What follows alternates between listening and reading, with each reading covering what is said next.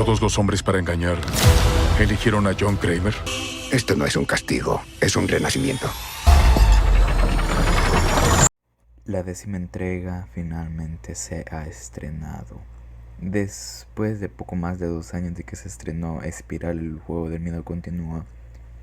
El juego del miedo 10 llega, pero esta entrega es diferente y un tanto similar a las entregas anteriores al mismo tiempo.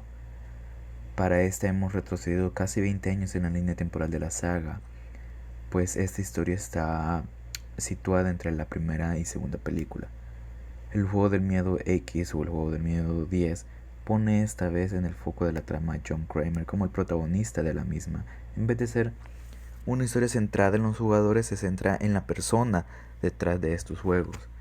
John Kramer Jigsaw viaja a Ciudad de México para someterse a una cura experimental para su cáncer de cerebro, pero rápidamente se da cuenta de que todo se trata de una estafa, así que decide ponerse manos a las obras para enseñarles una lección a esos estafadores. Aviso de antemano que habrá spoilers de la película, ya que se me hacía un tanto difícil hablar de ella sin mencionar de dichos puntos claves en la película. Para empezar, Tobin Bell vuelve para esta cinta y vuelve con una gran presencia en pantalla y con un enorme peso emocional para la trama. Esta película hace lo que se debió hacer hace mucho tiempo, enfocar la historia en el mismo Jigsaw, que si bien mostrar su lado más humano podría verse como humanizar a un asesino, no puede ser bien visto, pero he de decir que su historia resulta más que interesante, sobre todo al darle más tiempo en pantalla, al ser el enfoque de la historia. Puedes ver lo que siente cuando uno de los jugadores pierde uno de sus juegos, ves su sentimiento de remordimiento, percibes lo que la saga pero también percibes lo que la saga ya nos había establecido, que todos merecen una oportunidad. Aunque esto también se puede venir un poco abajo, dado que el tiempo de 3 minutos no parece justo para los jugadores. También tengo que destacar que antes el mismo Jigsaw nos había dicho que los sentimientos no pueden involucrarse en esto, y aún así no se deja de percibir que este juego pues él tiene un sentimiento de venganza, casi traicionando un poco la mitología y el pensamiento del personaje. Pero volviendo a ver, está fenomenal en cada escena, desde el momento en el que le dicen que tiene poco tiempo de vida, hasta su mirada de esperanza tras la cirugía, a eventualmente perderla nuevamente cuando se entera de que nunca hubo tal cirugía. El desarrollo de su personaje es maravilloso, porque tras la cirugía en pocas palabras, podemos ver cómo él mismo comienza a dudar sobre si seguir con los juegos, sobre si seguir siendo Jigsaw. Pues hay que recordar que su enfermedad y su intento de suicidio fue lo que lo llevó a replantearse sobre su vida, a ser más agradecido con ella y querer que otros también se sientan agradecidos con ella. Luego tenemos a Shawnee Smith, que regresa como Amanda Young, este mítico personaje que pudimos ver en la trilogía original. Realmente volver a ver este personaje icónico y con una gran presencia en pantalla fue más que un placer, y como un fan de esta saga realmente agradezco que le involucrara nuevamente la historia, y aún más de la forma en cómo está involucrada, porque pues recordando el juego del miedo 6, sus apariciones fueron exclusivamente en los flashbacks, por lo que no tuvo mucho peso en la trama. El viaje de su personaje también es bastante bueno. Vemos una Amanda un tanto diferente a lo que vimos en las primeras entregas. Esta Amanda está un poco como replanteándose sobre si seguir con los juegos, y la misma Smith nos permite ver una Amanda, un sentimiento de remordimiento al ver morir a los jugadores. Aquí siento también que el personaje tiene un mayor peso como hija, junto con Tobin Bell como Jigsaw. Su relación padre-hija se siente más fuerte que nunca, se siente auténtica. Ambos logran tener una muy buena química en pantalla. De hecho, he de decir que me gusta incluso más que la vista en el juego del miedo 3. Pero dada la trama también es ligeramente diferente, sientes mucha empatía por ambos. Smith transmite muy bien también el miedo de que algún día Kramer fallecerá. Se nota que le duele y incluso el mismo Bell le duele tener que dejarla. Luego tenemos a Sinav McCoy Long, quien interpreta a la detestable Cecilia Pederson. Realmente llegué a odiar a su personaje. El desarrollo y el trabajo de Long hacen que te sientas intrigado por saber cuál será su juego, porque sientes que merece ser puesta a prueba. Su moral realmente es dudoso, horrible. Y cuando llega finalmente su juego sientes un alivio porque recibirá una cucharada de su propia medicina, básicamente. Y aunque al final de la cinta pues ella termina sobreviviendo, desea verlo en otra entrega para ser puesta tal vez una vez más, aunque también está ese sentimiento de que, ok, ojalá haya aprendido la lección. Y pues también creo que el punto en el que en el que más llegué a odiar al personaje fue cuando decidió asesinar a Gabriele, quien de hecho ganó su juego y merecía vivir, y luego eventualmente poner a prueba a Carlos, que es un niño de como unos 10 11 años, del cual ah, el personaje de John Kramer entabla una amistad, y que simplemente lo pone la misma Cecilia a prueba como un castigo. Es el mismo John. Sabes que es un personaje que probablemente no merezca sobrevivir a su juego. Luego tenemos a Renata Vaca como Gabriela, quien hace una gran interpretación. Fue quizás de mis personajes favoritos de la película, junto al de Cecilia, un personaje que pues aunque odié, pero el trabajo de la actriz fue maravilloso. Pero volviendo a Gabriela, sí, hizo un muy buen trabajo. Su primera aparición la ves como alguien muy tímido e insegura, y pues te encariñas con ella. Pero tras desenmascarar la estafa, su energía casi que no la reconoce. Es alguien desesperada, pero también es alguien con mucha más seguridad. Y aunque cuando es capturada te sientes un poco mal por ella, sobre todo porque realmente sientes remordimiento, realmente ella siente el remordimiento por lo que ha hecho. Y pues una vez que llega a su juego, quieres que sobrevive, pero también sientes el dolor que ella está sufriendo mientras supera su juego. Y te sientes realmente mal cuando, a pesar de superarlo, ella aún así es asesinada por Cecilia. Ella se merecía salir de ahí. Ella literalmente ganó su juego. Tenía que vivir, pero desafortunadamente no pasó. Luego tenemos a Paulette Hernández como Valentina, quien realmente dejó una huella fuerte en la cinta. También ves su arrepentimiento por la estafa, y cuando finalmente decide jugar el juego, esperas que lo superes y sientes más emoción cuando el tiempo está por acabarse y está cerca de terminar. De hecho, he de decir que todos yo esperaba que sobrevivieran porque realmente sus juegos eran muy emocionantes, fueron muy buenos. Y volviendo con Hernández, ella logra transmitir su miedo y dolor a la perfección. No mentiré que fue una escena en la cual hasta yo sentía dolor. Yo estaba, ya, termine, termine, termine. Y por raro que suene, quería sentir eso, ya que le añadía más emoción a la secuencia. No era algo tampoco puramente sangriento como en varias entregas pasadas, sino que el personaje realmente estaba aprendiendo una lección, estaba hasta cierto punto recibiendo también una cucharada de su propia medicina por todo lo que por todo lo que había hecho. Octavio Hinoza como Mateo también es un personaje muy interesante, y por el cual también te pregunto si llegará a sobrevivir. Es alguien con mucho miedo de jugar y con incertidumbre sobre si lo logrará. Su juego también es incómodo de ver y no es un juego exactamente sangriento como el de Valentina, pero se percibe como algo realmente doloroso, pues él es la persona encargada, él es el jugador en la trampa de la intervención cerebral, por lo que sacarse una parte del cerebro, y vemos como Mateo se siente incómodo de realizarse dicho procedimiento real, te genera un sentimiento de hasta, como dije, incomodidad, pero también quieres que el personaje sobreviva, que se dé prisa, aunque como ya dije, los 3 minutos no se sienten quizás como muy justos. Quizás 3 minutos y medio hubieran sido más que suficientes, quizás 4. Ahora rápidamente quiero destacar el cameo de Costas Mandler como el detective Mark Hoffman, que aunque fue genial verlo nuevamente en pantalla, y de hecho es mi primera vez viéndolo en la pantalla grande, hubiera deseado verlo visto involucrado a lo largo de la película. Su escritura tampoco no me gustó.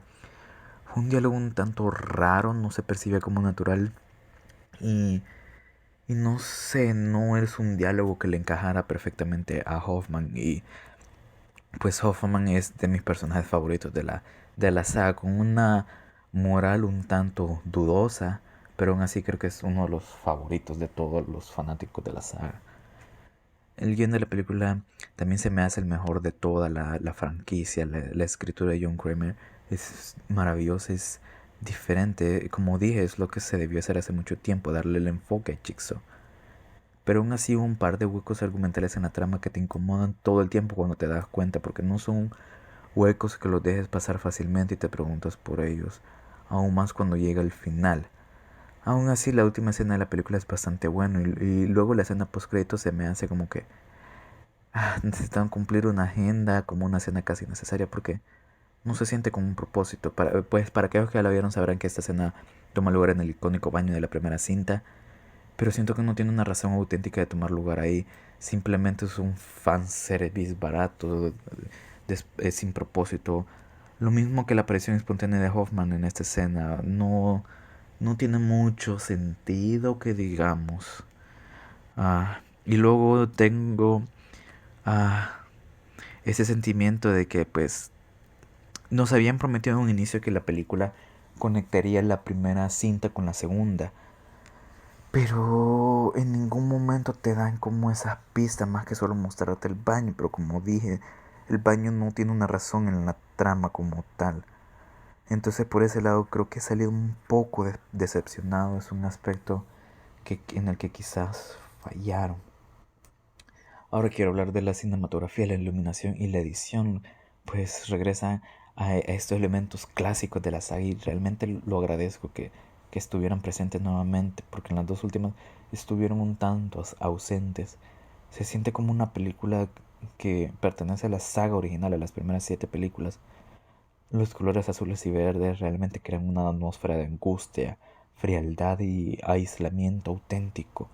Son aspectos que realmente se necesitaba mucho, que le dan ese toque único a la saga, que te dicen que es una película del juego del miedo. Y luego tenemos el filtro clásico amarillo que se muestra cuando los personajes están en México, que ciertamente me molestó. Es un recurso que realmente cansa. También es innecesario. Es un cliché de Hollywood el utilizar este filtro hasta que ha salido en muchas otras películas. Creo que está de más. Ya, o sea, ya sabemos que estamos en México con solo verlo. Literalmente vemos la bandera de México claramente en pantalla. Aún así deciden ponernos este filtro. Y lo extraño es que esto solo aparece cuando están en exteriores. Aunque tras la cirugía, este desaparece y vuelve a aparecer espontáneamente durante la película, lo cual creo que hasta cierto punto lo hace molesto, como que no estaban seguros de seguir usándolo. En ese caso, o sea, si hubieran usado el filtro amarillo, lo hubieran dejado pues con, con más presencia incluso en los interiores, aunque un poquito más suave que cuando los exteriores, pero bueno. Luego quiero mencionar pues la banda sonora de Charlie Clouser. Siento que no es tan memorable como en otras cintas, pero el nuevo arreglo que le hizo al clásico tema de Hello Seb, este que siempre sale cuando nos presentan el giro argumental al final de la película, me encanta. Es realmente muy diferente, tiene su propia identidad. Sí, siento que había pasado mucho tiempo desde que tuvimos un Seb tan diferente en la franquicia.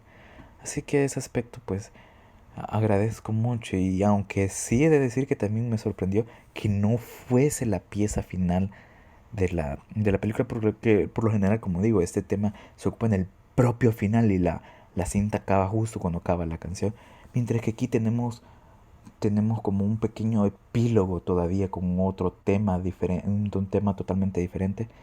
Y me gustó, la verdad, fue un cambio muy diferente. De hecho, desde el inicio de la cinta te dejan a entender que será una cinta del juego del miedo diferente, porque siempre cada película del juego del miedo había tenido como esos títulos muy creativos cuando te presentaban el nombre de la película, y aquí este solo comienza a aparecer de la nada en pantalla, comienza a aparecer de nada en la pantalla y el color se comienza a formar más y más fuerte.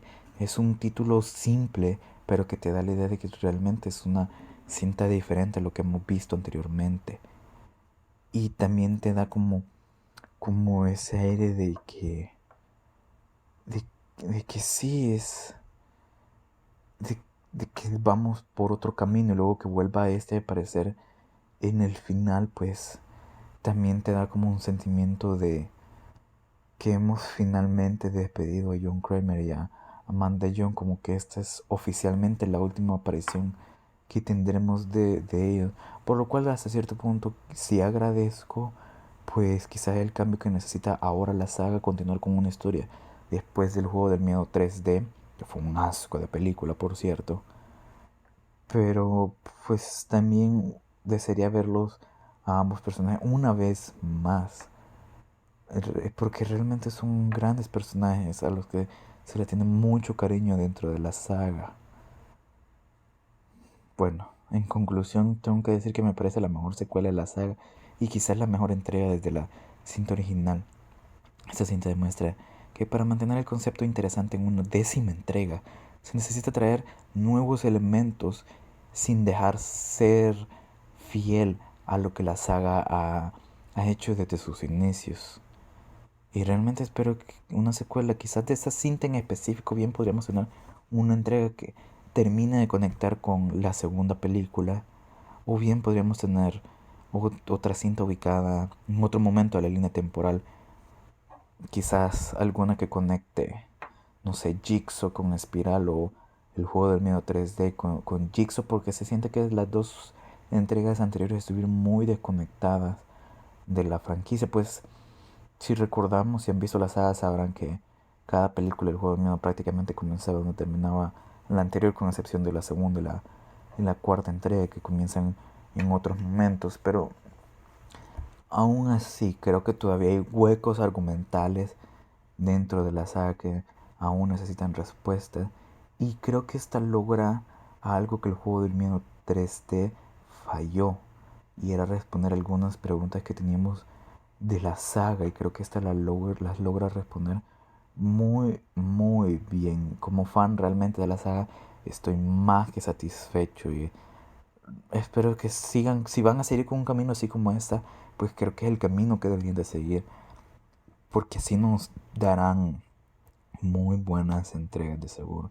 Entregas realmente disfrutables, que no sean solo pura carnicería, sino que también como espectador sientas esa incomodidad. Creo que es lo que le da ese toque a las cintas originales, que sentías esa incomodidad porque veías y no era solo como sangre por todas partes. Creo que fue lo que se perdió en las últimas secuelas. Pero bueno, mi calificación final para esta cinta es un 8 de 10.